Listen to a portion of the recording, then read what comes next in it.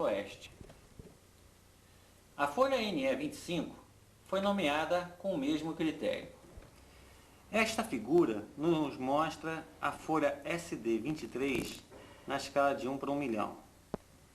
Como sabemos, suas dimensões são 6 por 4 graus. Para chegarmos a uma folha de 1 para 500 mil, dividimos suas dimensões pela metade. Cada folha na escala de 1 para 1 milhão contém 4 folhas de 3 graus por 2 graus na escala de 1 para 500 mil. Cada folha de 1 para 500 mil contém 4 folhas de 1,5 grau por 1 grau na escala de 1 para 250 mil. E cada folha de 1 para 250 mil contém 6 folhas de 30 minutos por 30 minutos na escala de 1 para 100 mil. Cada folha de 1 para 100 mil contém 4 folhas de 15 minutos por 15 minutos na escala de 1 para 50 mil. E cada folha de 1 para 50 mil contém 4 folhas de 7 minutos e 30 segundos por 7 minutos e 30 segundos na escala de 1 para 25 mil. Chegamos então à folha na escala de 1 para 25 mil. A próxima figura nos dá uma ideia da articulação das folhas. O retângulo azul representa a folha na escala de 1 para 1 milhão, que contém 4 folhas cinzas na escala de 1 para 500 mil. Cada folha de 1 para 500 mil contém 4 folhas na escala de 1 para 250 mil, que contém cada uma 6 folhas na escala de 1 para 100 mil. Assim por diante, até chegar na folha na escala de 1 para 25 mil. O SICAD é o sistema cartográfico do DF que serve de base para a apresentação dos produtos cartográficos do Distrito Federal. A CODEPLAN é o órgão responsável pela sua manutenção. Utiliza o elipsoide de Hayford e o marco Schwa como datum planimétrico e o marégrafo de Imbituba como referência altimétrica. O sistema de projeção adotado é o UTM. O DF está situado numa área que abrange 4 folhas ao milionésimo, os fusos 22 e 23, além dos meridianos centrais de 45 e 51 graus. Todo o mapeamento está referido ao meridiano central de 45 graus. Esta figura nos dá uma ideia da disposição das folhas na escala de 1 para 10 mil. Sua articulação é composta de cartas nas escalas de 1 para 10 mil, 1 para 5 mil, 1 para 2 mil e 1 para 1000. Se a sua nomenclatura acompanhasse a da folha de 1 para 25 mil do IBGE, ela ficaria muito extensa, por isso ela foi simplificada. Assim, as folhas na escala de 1 para 10 mil são numeradas de 1 a 244. Observemos a folha SICAD 136 na escala de 1 para 10 mil. Os cantos das folhas apresentam as coordenadas geográficas, φ e lambda, e no sistema UTM, norte e este. Cada folha na escala de 1 para 10 mil contém 4 folhas na escala de 1 para 5 mil.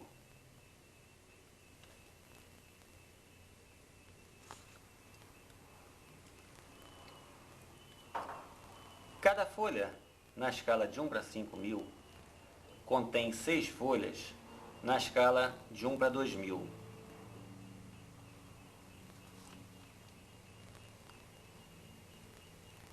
Cada folha na escala de 1 para 2 mil contém 4 folhas na escala de 1 para 1000.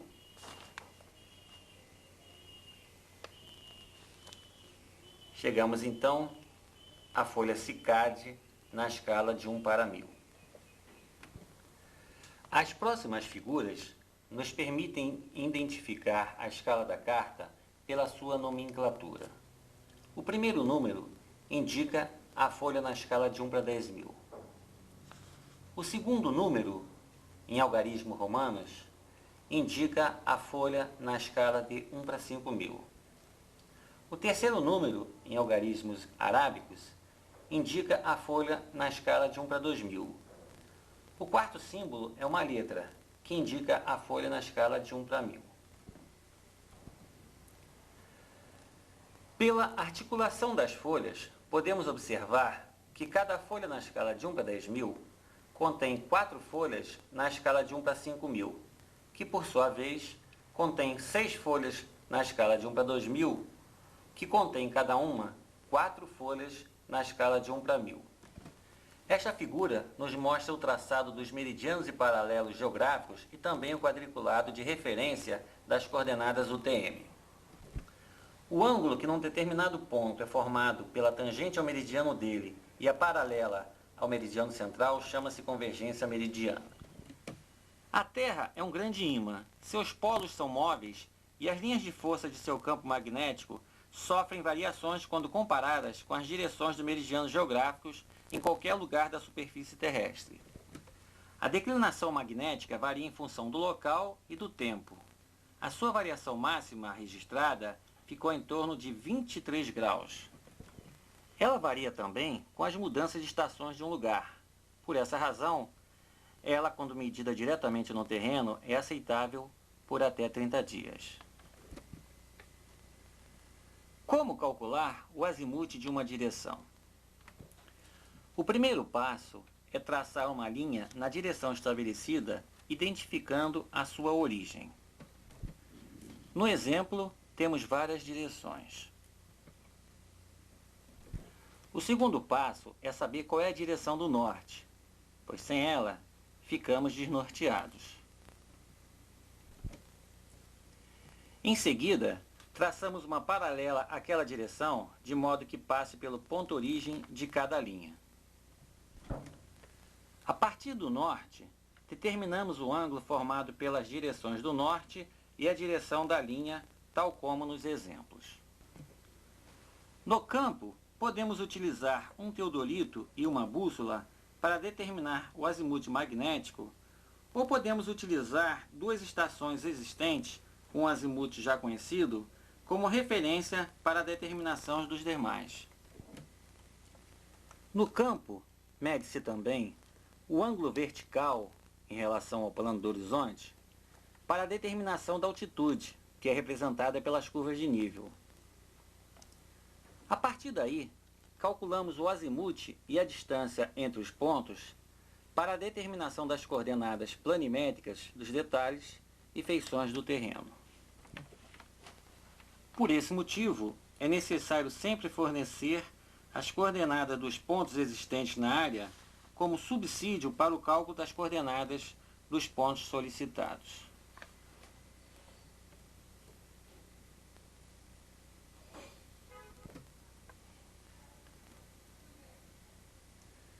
No escritório, sobre uma carta, podemos utilizar o norte de quadrícula e um transferidor para medir o azimute da mesma maneira como nos exemplos anteriores.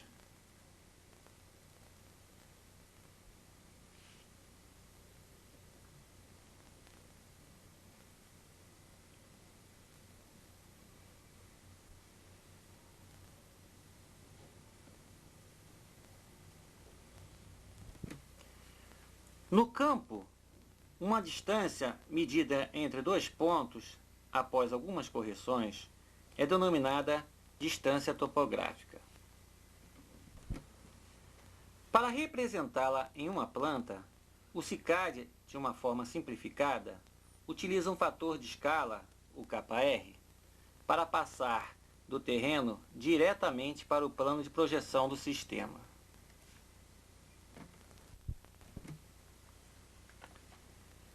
É bom lembrar que as distâncias topográficas escritas nas plantas já foram divididas pelo kr da folha na escala de 1 para 10.000.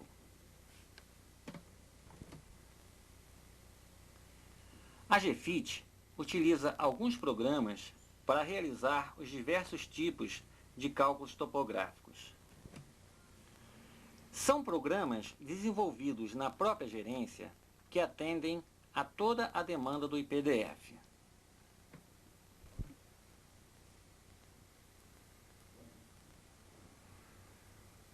Uma das preocupações dos técnicos é quanto à informação correta dos dados recebidos. Dependendo da origem da carta, às vezes é necessário transformar as coordenadas de outro sistema para o CICAD antes de realizar os cálculos finais. Alguns cálculos são bastante rápidos e podem ser solicitados até pelo telefone, como é o caso das coordenadas dos cantos de folha. Basta fornecer a nomenclatura dela. A GFIT adota ainda um sistema de endereçamento fácil e eficiente que permite localizar em segundos informações sobre qualquer serviço de topografia executado pelo IPDF. Para se plotar um ponto sobre uma folha SICAD pelo método tradicional, é necessário primeiro selecionarmos a escala compatível com a escala da folha e utilizarmos a malha como referência para executarmos a plotagem ponto a ponto. Esse trabalho é demorado e requer muita atenção para não se cometer enganos. Geralmente, um bom técnico, de preferência desenhista, consegue plotar em torno de 500 pontos em um dia de trabalho.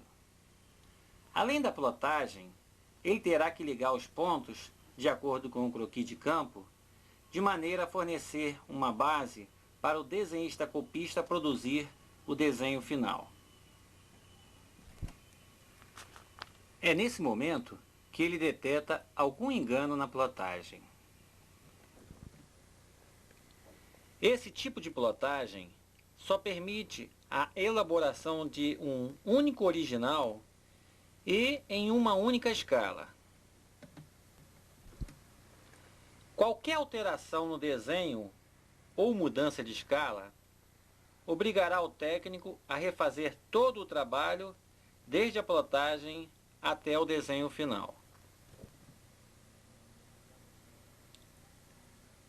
Atualmente, existem softwares gráficos que eliminam várias etapas, podendo, a partir das coordenadas dos pontos, produzir um desenho final contendo milhares de pontos, em várias escalas, com muito maior segurança e em um curtíssimo espaço de tempo, permitindo ainda alterações a qualquer momento sem prejuízo do original.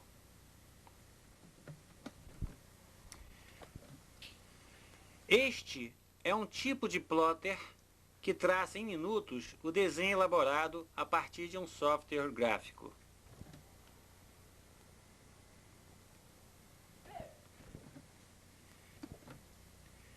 Enquanto não se adquire uma ferramenta melhor, os técnicos vão se utilizando dos meios disponíveis para a realização dos trabalhos.